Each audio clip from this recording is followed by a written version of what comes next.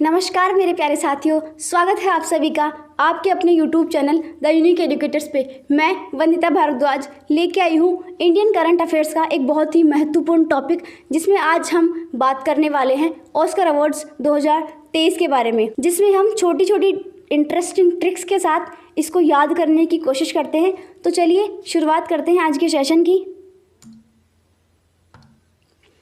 ये Oscar award है 95 number का। ये ऑस्कर अवार्ड है जो हॉलीवुड का जो सबसे प्रतिष्ठित अवार्ड माना जाता है। इस अवार्ड को इसको अन्य नाम से पुकारते हैं, जिसका अन्य नाम है अकादमी पुरस्कार। ठीक है, इसका आयोजन 2023 में 12 मार्च को हुआ था। लॉस एंजल्स यूएसए में इसको ऑर्गेनाइज किया गया था। और जब शुरुआत हुई थी ऑस्कर अवार्ड्स की, जब से इसकी शुरुआत मानी जाती है, तब से 16 मई 1929 को इसकी शुरुआत हुई थी। ठीक है, फिर हम बात करते हैं नेक्स्ट है मतलब जो विजेता होता है, जिसको वो मूर्ति दी जाती है ऑस्कर अवार्ड नाम से, उस पर जो लगती तो वो गोल्ड की तरह है, लेकिन वो गोल्ड की नहीं होती। वो सिर्फ उस पर जो प्लेट होती है, उसकी जो परत होती है ना, वो ही गोल्ड की होती है। ये जो स्टैचू बनता है, जो पुरस्कार के स्वरूप दिया जाता है, वो $400 का मतलब जो उसमें लागत लगती है। जब वो बनता है तो उसकी लागत जो आती है ना, वो $400 की आती है।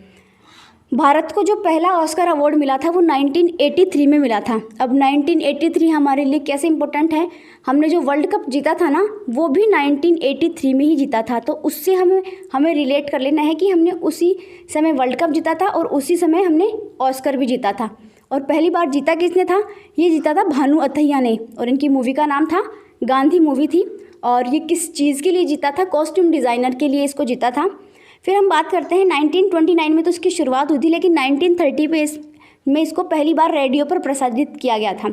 और टीवी पर पहली बार प्रसारित कब किया गया था? 1953 में मतलब टीवी पे प्रसारित किया गया था। और अभी भी मतलब टीवी पे सब मतलब लाइव देखते हैं इसको। जब शुरुआत हुई थी इसकी ऑस्कर अवार्ड्स की, तो 12 कैटेगरीज़ में दिया जाता था, लेकिन अभी हम वर्तमान की बात करें, रिसेंटली ये चॉइस जो कैटेगरीज़ होती है उनमें दिया जाता है। ठीक है, अवार्ड प्रेजेंट करने के लिए दीपिका पादुकोण जो इंडियन एक्ट्रेस है, उनको बुलाया गया था। भाई जो जब अवार्ड वगैरह दिए जाते हैं तब भाई कौन प्रेजेंट करेगा उनको? तो दीपिका पादुकोण कौन है? इंडियन एक्ट्रेस है, इसलिए ये हमारे लिए इम्पोर्टेंट है।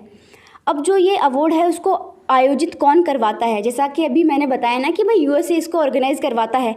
अब यूएसए की एक संस्था है academy of motion and picture arts and science, ये इसको ऑर्गेनाइज करवाता है। और हमेशा इसको देता कौन है? यूएसए इसको प्रदान करता है। ठीक है, नेक्स्ट हम बात करते हैं, ये तो बात हो गई सिर्फ जनरल इन्फॉर्मेशंस की, भाई कब शुरुआत हुई, कौन इसको देता है, कौन सी संस्था है जो इसको ऑर्गेनाइज करवाती है, ये सब बात हो गई। लेकिन अब हम बात करते हैं कि भाई कौन से पुरस्कार किस किस को मिले हैं, मतलब एक्ट्रेस कौन सी है, एक्टर कौन सा है, इन सबको हम देखेंगे एक एक करके। तो जो एक्टर है जो लीडिंग रोल में, best actor in leading role, वो मिला है ब्रेंडन फ्रेजर को द होल मूवी के लिए। होल अपन किसको बोलते हैं? होल मतलब पूरा। और ब्रेडन से हमें ब्रेड याद रखनी है, फ्रेजर से हमें फ्रीज याद रखनी है। तो ऐसे नहीं, वो ऑस्कर से हमें ओ याद रखना है। जैसे होता है ना कि भाई ब्रेड लाते हैं तो हमें फ्रिज में रखना होता है, वरना वो ख़राब हो जाती है। तो ऐसे बोलेंगे भाई जो मेरी पूरी की पूरी ब्रेड है उसको फ्रिज में रख देना। किसी ने बोला कि भाई जो मेरी पूरी की पूरी ब्रेड है उसको फ्रिज में रख देना। तो भाई जब वो घर वापस आया इंसान, तो उसने पूछा भाई मेरी ब्रेड है ना फ्रिज में? तो उसने बोला ओ मैंने तो रखी नहीं। तो फिर उसने बोला ओ सारी की सारी ब्रेड भारी पड़ी है, तो तूने मेरी ब्रेड फ्रिज में नहीं रखी। तो ओ से हो गया ऑस्कर, ब्रेडन से हो गया ब्रेड से हो गया ब्रेडन, और फ्रिज से हो गया फ्रेजर, और पूरी से हमें होल याद कर लेना है। होल मूवी के लिए मिला है इनको बेस्ट एक्टर का अवार्ड।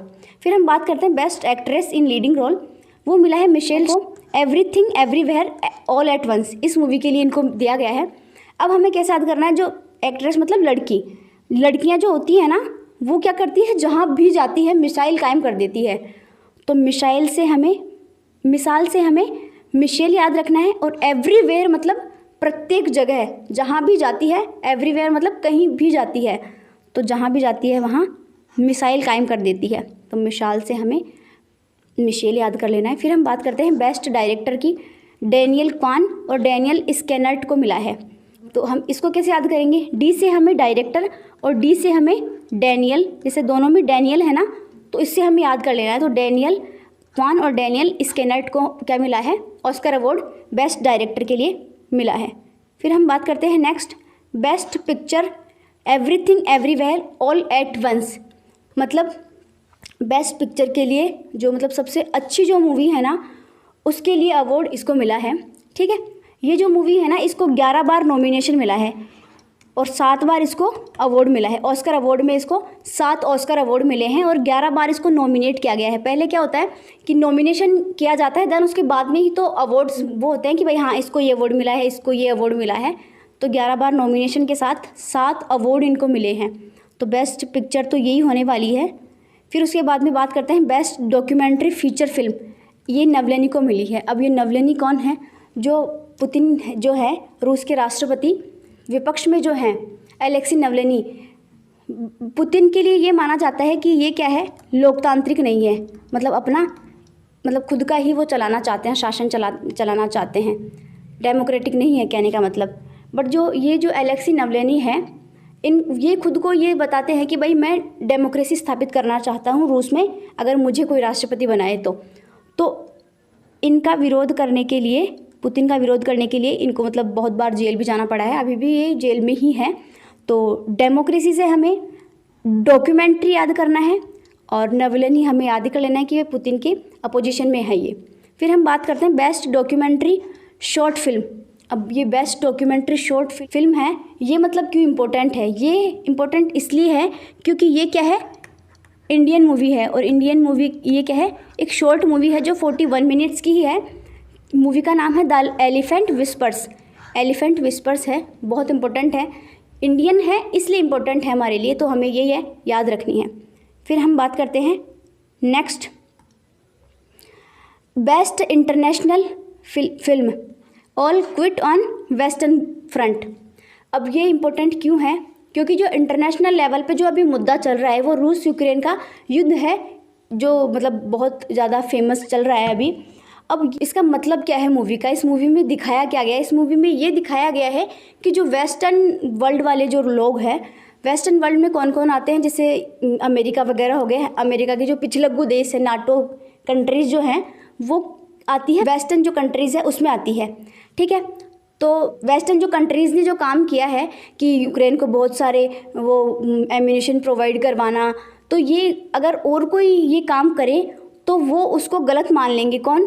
ये जो वेस्टर्न कंट्रीज़ हैं वो गलत मान लेंगे, लेकिन अगर वो खुद जो काम कर रहे हैं ना वो उसको गलत नहीं मानेंगे। इसलिए जो वेस्टर्न लोग हैं उनसे मतलब डर के लोग उनके सामने चुप रहते हैं, क्योंकि जो अमेरिका जो है ना वो क्या कर सकता है, उन पे सैंक्शंस लगा सकता है। दैट्स वाई सब लोग चुप रहने में ही अपना फ़ायदा समझते हैं। इसलिए इंटरनेशनल लेवल पे क्या है, वेस्टर्न वेस्टर्न जो कंट्रीज़ है वही चल रही है, तो इसलिए इसको ये अवार्ड मिला है। फिर हम बात करते हैं बेस्ट विजुअल अवार्ड, जो है अवतार मूवी को मिला है द वे ऑफ वाटर के लिए। अब इसको कैसे याद करेंगे? इसको हम ऐसे याद करेंगे कि जैसे विजुअल मतलब जो दिखने में अच्छा हो। अवतार मूवी देखें तो उसमें जो VFX के थ्रू मतलब बहुत सारा कुछ ऐसे वो नहीं होता, अच्छे से पीछे दिखाना, अट्रैक्टिव कर देना चीज़ों को, तो अट्रैक्टिव करी हुई है उसमें चीज़ें, तो इसलिए विजुअल अवार्ड जो है वो अवतार मूवी को मिला है। ठीक है, और वैसे भी अवतार अगर लेके कोई अलग सा कॉस्ट्यूम पहन के कोई सामने आता है ना, तो मतलब वही दिखता है ना कि भाई दिखने में अच्छा दिखता है, वो तो अलग से दिखता है। तो विजुअल अवार्ड अवतार मूवी को मिला है। जैसा अभी मैंने बताया ना कि भाई जो everything everywhere all at once movie को मतलब 7 बार अवार्ड मिला है और नॉमिनेशन है वो 11 बार मिला है। मतलब नॉमिनेट इनको 11 बार किया गया है और 7 बार इनको अवार्ड मिला है। मतलब बहुत ही अच्छी मूवी होगी, दैट्स वाई इसको ये अवार्ड मिला है। हम बात करते हैं नेक्स्ट है ऑस्कर अवार्ड जो बेस्ट ओरिजिनल सॉन्ग के लिए। बेस्ट ओरिजिनल सॉन्ग के लिए जो है नाटू नाटू सॉन्ग है, ये इम्पोर्टेंट क्यों है, इसको मिला है। इम्पोर्टेंट क्यों है? क्योंकि ये मतलब साउथ इंडिया है ना हमारा, वहाँ की ये मूवी है। साउथ में तो इसको नाटू नाटू प्रोनाउंसिएशन किया जाता है, बट जब हमें ये हिंदी मूवी बनी ना तो इसको नाचू नाचू करके मतलब फरमाया गया है। M किरवानी है इसके म्यूज़िक डायरेक्टर और इसकी मूवी का नाम है RRR। इस best original song Naatu Naatu song को मिला है, RR मूवी है, M किरवानी इसके म्यूज़िक डायरेक्टर है। बहुत इंपॉर्टेंट इसलिए है क्योंकि ये इंडिया का है, इसलिए ये इम्पोर्टेंट है, हमें याद करना है। फिर हम बात करते हैं बेस्ट कॉस्ट्यूम डिज़ाइनर। तो ये है रूथ कार्टर को मिला है। अब डिज़ाइन कैसे बनती है, हम कपड़ों की जब डिज़ाइन बनाते हैं ना तो कट करके ही बनाते हैं ना, तो डिज़ाइन से हमें डिज़ाइन याद करना और कार्टर से हमें काटना याद करना है। तो रूथ कार्टर जो है उनको बेस्ट डिज़ाइन के लिए ये अवार्ड दिया गया है। फिर हम बात करते हैं ओरिजिनल स्क्रीन प्ले अवार्ड, ये भी everything everywhere all at once को मिला है। जैसे अभी मैंने बताया ना कि ये सात अवार्ड्स इसको मिले हैं, 11 नॉमिनेशन और 7 अवार्ड्स मिले हैं। तो बेस्ट स्क्रीन प्ले का अवार्ड भी इसी मूवी को मिला है। आई जस्ट होप साथियों ये आपको वीडियो अच्छी लगी होगी। याद करने में अगर थोड़ी सी भी सहूलियत हुई हो तो इस वीडियो को जितना हो सके अपने फ्रेंड्स के साथ शेयर करें और ऐसी इंटरेस्टिंग वीडियोज़ के लिए हमारे साथ बने रहे इसी चैनल पर, और हमारे चैनल को लाइक शेयर और सब्सक्राइब करें। Till then thank you so much.